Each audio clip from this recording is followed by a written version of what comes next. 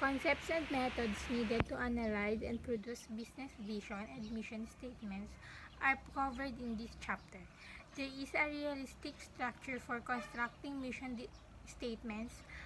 Actual mission statements from for-profit and non-profit organizations are given and critically reviewed.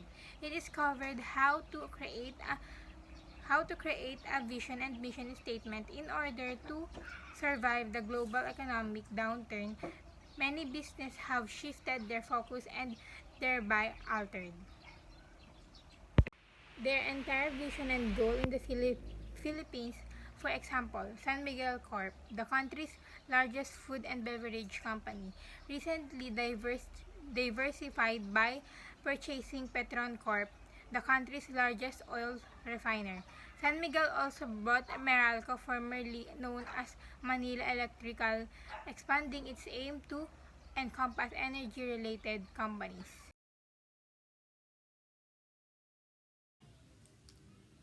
The vision and mission. We can perhaps best understand the vision and mission by focusing on a business when it is first started. In the beginning, a new business is simply a collection of ideas. Starting a new business rests on a set of beliefs that the new organization can offer some product or service to some customer in some geographic area using some type of technology at a profitable price. Vision versus mission. Many organizations develop both a mission statement and a vision statement. It can be argued that profit, not mission or vision, is the primary corporate motivator. But profit alone is not enough to motivate people. What, what do we want to become? It is especially important for managers and executives in any organization to agree on the basic vision that the firm strives to achieve in the long term. What is our business? Current law on mission statement is based largely on guidelines set forth in the mid-1970s by Peter Drucker, who is often called the father of modern management.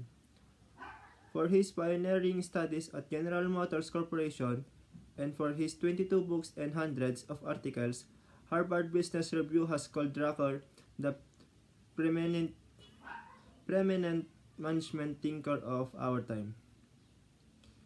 The process of developing vision and mission statement. As, as indicated in the strategic management model, clear vision and mission statements are needed before alternative strategies can be formulated and implemented. As many managers as possible should be involved in the process of developing this statement because through involvement, people become committed to an organization. Importance of mission and vision. Although research results are inconsistent, the importance benefits of vision and mission statements to good strategic management is extensively recognized. Rarick and Bitton discovered that firms with a formalized mission statement have twice the average return on shareholders' equity as firms without a formalized mission. To ensure unanimity of purpose with the organization, to provide the basis or standard for allocating organizational resources, to establish a general tone or organizational climate, to serve as a focal point of individuals to identify with the organization's purpose and direction and that deter those who cannot from participating further in the organization's activities to facilitate the translation of objectives into a work structure involving the assignment of tasks to responsible elements within the organization. 6. To specify organizational purpose and then to translate these purposes into objectives in such way that cost, time, and performance parameters can be assessed and controlled. The industrial organization. The industrial organizations approach the competitive advantage to advocate the external factor in a firm for achieving competitive advantage. Firms perform in a base more on industry properties such as economic of scale, barriers of the market entry, product differentiation, the economy, level of competitiveness. Economic forces. Economic forces have a direct impact on the potential attractiveness of various strategies. Economic factors such as monetary and fiscal policies, interest rate, employment inflation rate, demographic changes, changes, energy security, and natural disaster. Social, cultural, demographic, and natural environment forces. Social, cultural, demographic, and the natural environment change have a major impact on virtually all product, service, market, and customers, large, small, for a profit and non-profit organization in all industries are being staggered and challenged by the opportunities and threats arising from changes in the social, cultural, demographic, and natural environment variables, government and legal forces. The increasing global independence among economies, market, government, and organizations make it imperative that Spring considered the possible impact of political variable on the formulations of competitive strategies. Competitive analysis. Porter's 5 Forces model of competitive analysis is a widely used approach for developing strategies in many industries. According to Porter, the nature of competitiveness in a given industry can be viewed as a composite of 5 firms. Number 1, rivalry among competing firms. Number 2, potential entry of new competitors figure. Number 3, bargaining power of consumers. Number 4, potential development of substitute products. Number 5, bargaining power of suppliers. External Factor Evaluation or EFE matrix is a strategy tool used to examine companies' external environment and to identify the available opportunities and threats. Matrix identifies a firm's major competitors and its particular strengths and weaknesses in relation to a sample firm's strategic position. The weights and total weighted score in both CPM and an EFE have the same meaning. However, critical success factors in a CPM include both internal and external issues. Therefore, the ratings refer to strength and weaknesses, where 4 equal major strength, 3 equal minor strength, 2 equal minor weaknesses, and 1 equal major weakness. The critical success factor in a CPM are not grouped into opportunities and threats as they are in a EFE in a CPM. The ratings and total weighted score for rival firms can be compared to the sample firm. This comparative analysis provides important internal strategic information. Conclusion: increasing turbulence in marketing and industries around the world, meaning the external audit, has become an explicit and vital part of the strategic management process. This chapter provides a framework for collecting and evaluating economic, social, cultural, demographic, environment, political, governmental, legal, technological, and competitive information. Firms that do not mobilize and empower their manager and employees to identify, monitor, forecast, and evaluate Key external forces may fail to anticipate emerging opportunities and threats, and consequently may pursue effective strategies, miss opportunities, and invite organizational damage. Film not taking advantage of the internet or technological failing behind.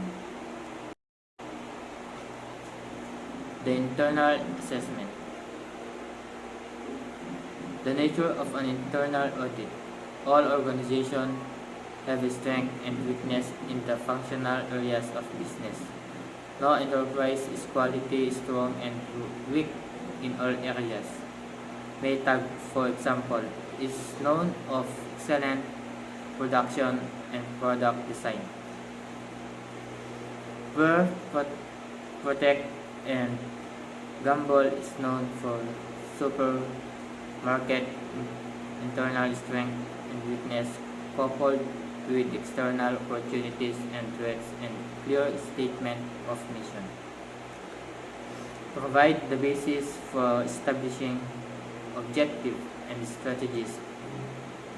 Objectives and strategies are established with the intention of capitalization upon internal strength and overcoming weakness. The internal audit part of the strategic management process is illustrated in Figure 4.1. Key internal forces. It is not possible in strategic management text to review in depth all the material presented. In courses such as marketing, finance, accounting, management information system, and product and operation. There are many sub-areas within this function such as customer service, warranties, advertising, packaging, and pricing under market. For different types of organizations such as hospital, universities, and government agencies, the functional business areas of course differ in hospital. For example, functional areas may include cardiology, hematology, nursing, maintenance, physician support, and receivable. Functional areas as university can include athlete program placement, service, housing, fundraising, academic research, counseling, and intramural programs. Within large organization, its division has certain strength and weakness. A firm's strength that cannot be easily matched or imitated by competitors are called distinctive competencies. Competencies building competitive advantage involve taking advantage of distinctive. For example, 3 million exploits its distinctive competence of research and developed by producing a wide range of innovative products. Strategies are designed apart to improve on the firm weaknesses, turning them into strength and maybe even into distinctive competencies. Figure 4.2 illustrates that all firms should be continually strive to improve on their weaknesses, turning them into strength and ultimately developing distinctive competencies that can provide that firm with competitive advantage over viral firms. The process of performing an internal audit. The process of an internal audit closely parallels that process of performing an external audit. Represent manager and employees from The film need to be involved in determining a film's strength and weakness. The internal audit requires gathering and assimilating information about the film. Management, marketing, finance, accounting, production, operation, research and development, and management information system operation. Key factors should be prioritized as described in agreement information. System operation key factors prioritized as described in Chapter 3 so that the film's most important strengths and weaknesses can be determined collectively. Compared to the external audit, the process of performing an internal audit provides more opportunities for participants to understand how their jobs, department, and division. The resources-based view. Some research emphasize the importance of the internal audit part of the strategic management process by comparing into the external audit. Robert Grant concluded that the internal audit is more important, saying, in a world where customer preference are volatile and identify of customer is changing and the technologies for serving customer requirements are continually evolving. An externally focused orientation does not provide a secure foundation for formulating long-term strategy. When the external environment is in a state of flux and the firm own resources and capitalize may be sought more stable basis on which to define its identify, hence a definition of the business in terms of what is capable of doing. Many offer a more durable basis for strategy. Integrating strategy and culture. Organizational culture is a pattern of behavior that has been developed by an organization as it learned to cope with its problem of external adaptation and internal integration, and that has worked well enough to be considered valid and to be taught to new members as the correct way to perceive, think, and feel. Example of cultural products: values, belief, rites, rituals, ceremonies, myths, stories, legends, sagas, language, symbols, and heroes. Values: life-directing attitude that serve as behavioral guidelines. Belief: understanding of particular phenomena. Rites: planned set of activities that consolidate various forms of cultural expression in one event. Rituals: standardized set of behavior used to manage anxieties. Ceremonies: several rites connected together. Myths: narrative of imagined events usually not supported by facts. Stories: narrative usually based on true events. Legends: handed down narrative of some wonderful events usually not supported by facts. Sagas: historical narrative describing the unique accomplishment of a group and its leader. Language: the manner in which members of a group communicate. Symbols: any object, act, event, quality, or relation used to convey meaning. Heroes: individual greatly respected. Management. The function of management consists of 5 basic activities. Number 1, planning. Number 2, organizing. Number 3, motivating. Number 4, staffing. And number 5, controlling. The basic function of management. Number 1, planning. Planning consists of all these managerial activities related to preparing for the future. Specific tasks include forecasting, establishing objectives, devising strategies, developing policies, and setting goals. Number 2, organizing. Organizing includes all those managerial activities that results in a structure of task and authority relationship. Specific areas include organizational design, job specialization, job description. Number 3, motivating. Motivating involves efforts directed toward shaping human behavior. Specific topics include leadership, communication, work groups, behavior modification. Number 4, staffing. Staffing activities are centered on personnel or human resources management.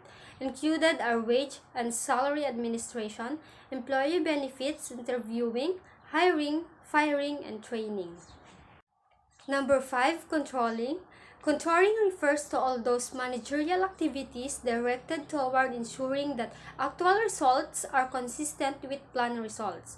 Key area of concern include quality control, financial control, sales control, and inventory control. Finance accounting. Financial condition is often considered the single best measure of a firm's competitive position and overall attractiveness to investors. Determining an organization's financial strengths and weaknesses is essential to effectively formulating strategies. Value chain analysis. It is a process where a firm identifies its primary and support activities that add a value to its final product, and then analyze its activities to reduce costs or increase differentiation. Benchmarking is a process of measuring business metrics and practices and comparing them within the business. The International Factor Evaluation. The Internal Factor Evaluation, or Matrix A, summary step in conducting an internal strategic management audit is to construct an internal factor evaluation matrix. This strategy formulation tool summarizes and evaluates the major strengths and weaknesses in the functional areas of a business, and it also provides a basis of identifying and evaluating relationships among those areas. Intuitive judgments are required in developing an IFE matrix so that the appearance of a science approach should be not interpreted to mean this is an all-powerful technique. First, list key internal factors as identified in the internal audit process. Second, assign a weight that ranges from 0.0 to each factor. Third, assign a 1 to 4 rating to each factor to indicate whether that factor represents a major weakness. Fourth, multiply each factor's weight by its rating to determine a weighted score for each variable. Fifth, sum the weighted scores for each variable to determine the total weighted score for the organization.